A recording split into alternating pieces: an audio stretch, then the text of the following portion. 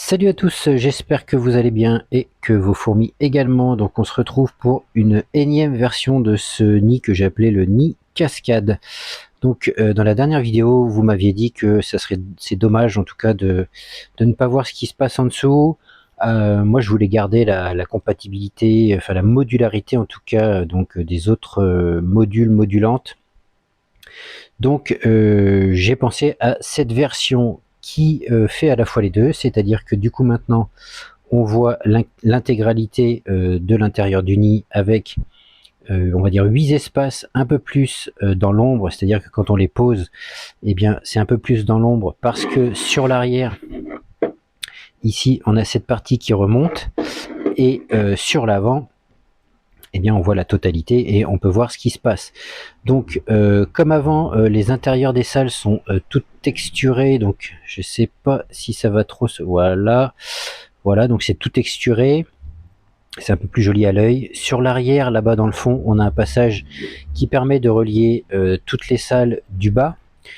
Et bien sûr, après, aux étages, eh bien, il y a des trous pour passer les différents étages et communiquer dans à peu près, enfin pas à peu près, mais dans toutes les salles.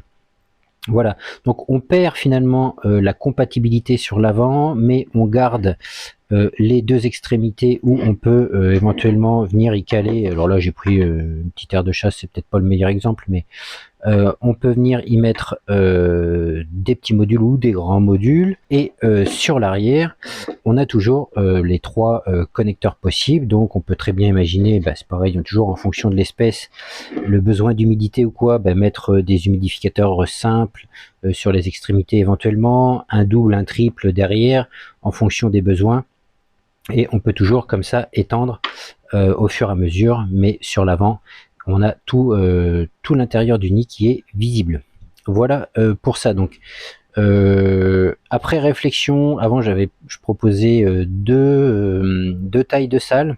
Ici c'est légèrement dégressif, tu vois que les salles du bas par exemple sont un petit peu plus grandes, enfin en hauteur principalement, et ensuite ça diminue. Les deux rangées du haut sont à peu près pareilles. Et finalement, même pour une grosse espèce, hein, ça fonctionne très très bien. Même une grosse reine, si éventuellement elle veut se promener dans ce nid et monter, elle passera, je pense, très largement dans tous les orifices. Et les ouvrières, bon, bah, c'est pareil. Et alors, ça paraît peut-être pas à la caméra comme ça, mais c'est pareil. Donc, on a un très bel espace à l'intérieur de ce nid. On peut mettre un bon millier, voire plus d'ouvrières en fonction des espèces. Donc j'ai plus les dimensions en tête, mais pour donner grosso modo un ordre d'idée, là on a une façade qui doit faire une quinzaine de centimètres. En profondeur ici, on a un peu plus de 30 mm. Et ici on a à peu près 70 mm. Donc vous voyez à peu près, mais c'est relativement spacieux, je dirais, pour une colonie de fourmis. Puis encore une fois, on peut toujours en mettre un second à côté, on peut toujours mettre des petits nids, des grands nids, etc. Ça, il n'y a pas de souci là-dessus. Autre chose aussi, vous m'aviez demandé, et j'avais fait, mais je l'avais pas sorti, donc ce que j'ai appelé aujourd'hui le connecteur modulable, oui modulable, mais guillotine. C'est-à-dire que c'est quoi? Avant donc j'avais avant, et ça va perdurer, hein, après ça sera chacun, j'avais des connecteurs donc qui permettaient de connecter deux modules entre eux. Donc on mettait le connecteur et donc j'avais des versions fermées ou ouvertes. Donc fermée, ça obstruait le passage, et ouverte, eh bien ça laissait passer le passage. J'avais fait ce modèle il y a quelques temps, puis je l'avais laissé de côté.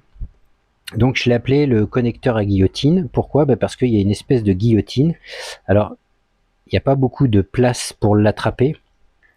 Donc avec une genre de petite pince à épiler ou quoi, on vient le saisir et tu vois que donc il y a un côté ouvert, et si tu le retournes et que tu le remets à l'intérieur, il y a un côté fermé. Donc ça peut être pratique si tu veux eh bien préinstaller plusieurs nids et puis ouvrir le passage quand c'est nécessaire, quand la colonie est bien évoluée et qu'il faut ouvrir un espace supplémentaire. Ça peut permettre, je sais pas, d'isoler une partie du setup pour X ou Y raison, maintenance, etc. Voilà, ça permet plusieurs choses. Donc je vais garder les connecteurs doubles ouverts, les connecteurs doubles fermés, et je vais proposer donc le connecteur guillotine qui sera composé ici d'un connecteur double comme ça et de sa porte à chaque fois bien sûr. Et bien sûr ça fonctionne comme les connecteurs d'avant, donc on a un petit clac sur la fin qui permet de bien verrouiller l'ensemble, et puis après on laisse le passage ouvert ou fermé. Voilà, la seule difficulté, si tant est que ça en soit une, c'est d'aller la chercher à la main. Donc là, tu vois, j'ai pris une pince là de pansement, et tu viens la tirer, tu la retournes. Alors bien sûr, tu regardes par au-dessus et par le côté si tu viens pas couper en deux une fourmi. Alors là, elle est pas trop bien mise, mais enfin bon, c'est pas grave. Et du coup, eh bien, tu peux ouvrir ou fermer le passage. Ces deux produits, à savoir le Nid Cascade dans cette version, je pense que je vais retirer les anciennes versions du site, même si elles sont fonctionnelles. C'est vrai que bon, là on voit tout, c'est pas mal. Et le connecteur guillotine, je vais mettre ça sur le site, vous devriez pouvoir les trouver quand la vidéo va sortir. Les liens seront en description comme d'habitude. Je voulais revenir aussi sur deux questions qui m'ont été posées, à savoir est-ce que tu peux nous montrer des exemples de setup avec différents modules?